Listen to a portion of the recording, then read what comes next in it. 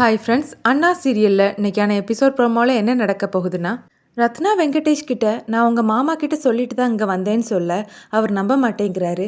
போதும் ரத்னா, நீ சொன்ன பொய்யெல்லாம் கேட்டு கேட்டு என் காதெல்லாம் புழுத்து போச்சுது, இதோட நிறுத்திக்கோன்னு சொல்கிறாரு. எதுவாக இருந்தாலும் வீட்டுக்குள்ளே வாங்க மாப்பிள்ள, நம்ம பேசிக்கலாம்னு சண்முகம் சொல்ல, இனி பேசுறதுக்கு எதுவுமே இல்லைங்க, என் வக்கீலோட வருவேன், நான் கட்டின தாலியை கலத்தி கொடுத்துருன்னு சொல்லிட்டு வெங்கடேஷ் அங்கேருந்து கோவமாக கிளம்பி போகிறாரு.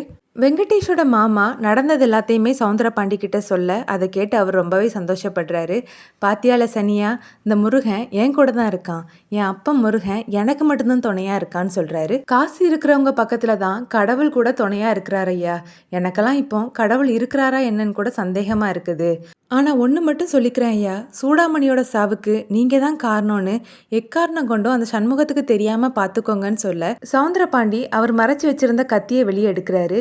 இங்க பாருல, இதால நான் உன்னை குத்துனேன்னு வையி, சூடாமணியை யார் கொல்ல சொன்னாங்கிற உண்மையும் வெளிவராது, உன்னை யாரு கொன்னாங்கிற உண்மையும் வெளியில வராது, எப்படி வசதின்னு கேட்க, ஐயா நான் யாருக்கிட்டையும் எதையும் சொல்ல மாட்டேன்னு சனியே சொல்றாரு. சண்முகம் வீட்டில் இருக்கக்கூடிய எல்லாருமே ரத்னா கிட்ட கோவப்படுறாங்க. அங்கேருந்து கிளம்பி வர்றதுக்கு முன்னாடி வெங்கடேஷ் கிட்ட சொல்லிட்டு வரணும்னு உனக்கு தெரியாதா? சரி, ஒரு ஃபோன் போட்டாவது அவர்கிட்ட சொல்லிட்டு வர வேண்டியதானேன்னு கேட்குறாங்க.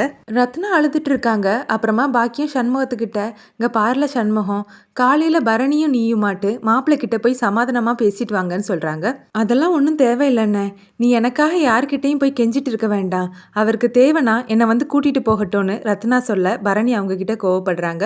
சண்முகம் சூடாமணியுடைய ஃபோட்டோவை பார்த்துட்டு இருக்காரு. அப்போ ஃப்ளாஷ்பேக்கில் சண்முகத்துக்கிட்ட சூடாமணி பேசினதை காட்டுறாங்க. கோவிலில் சூடாமணியும் சண்முகமும் உட்காந்துருந்து பேசிட்டு இருக்காங்க. சூடாமணி சண்முகத்தை பார்த்து, இங்கே பாரு சண்முகம், நீ தான் என் பேரில் இருந்த களங்கத்தை போக்கி என்னை தலை நிமிர்ந்து இந்த ஊரில் நடக்க வச்ச, என்னை பற்றி தப்பாக பேசின அந்த வாயெல்லாம் சூடாமணி அம்மா சூடாமணி அம்மான்னு என்னை கூப்பிடுறது மாதிரி செஞ்ச. அகங்காரம் பிடிச்ச அந்த சவுந்தரபாண்டியை அடக்குனதும் நீ தான். ஆனால் அந்த சவுந்தரபாண்டி அமைதியாக இருக்க மாட்டான் சண்முகம், கண்டிப்பாக அவன் சீறிட்டு வருவான், அவனால் என்னோட உயிருக்கு ஆபத்து இருக்குதுங்கிறது எனக்கு நல்லாவே தெரியும்னு சொல்ல, அம்மா அப்படி மட்டும் அவன் நினச்சான்னா நான் அவனை கொன்று போட்டுருவேன்னு சண்முகம் சொல்கிறாரு.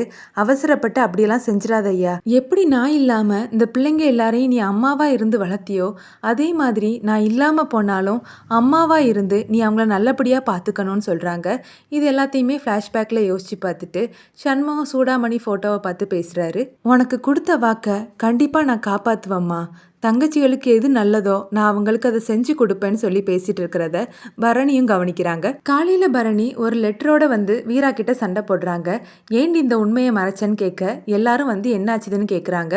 இவ எஸ்ஐ செலெக்ஷனுக்காக ஒரு எக்ஸாம் எழுதியிருந்தால சண்முகம், அதில் இவ பாஸ் ஆயிட்டா, அதை இவ நம்ம கிட்ட சொல்லவே இல்லை, இப்போ எஸ்ஐ ட்ரைனிங்காக அவளுக்கு ஆர்டர் வந்திருக்குதுன்னு பரணி சொல்ல அதை கேட்டு எல்லாருமே சந்தோஷப்படுறாங்க.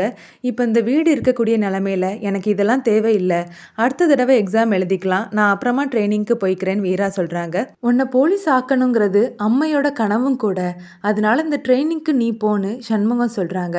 அப்புறமா பரணி சண்முகத்துக்கிட்ட, என்னோட ஃப்ரெண்ட்ஸ் எல்லாருமே சென்னையில் இருக்காங்க, அவங்க கிட்ட இவளை ஒப்படைச்சா அவங்க நல்லபடியா இவளை கொண்டு போய் ட்ரைனிங் சென்டர்ல விட்டுருவாங்கன்னு சொல்ல அதை கேட்டு சண்முகம் சந்தோஷப்படுறாரு. இதோட எபிசோட் ப்ரோமோ முடியுது.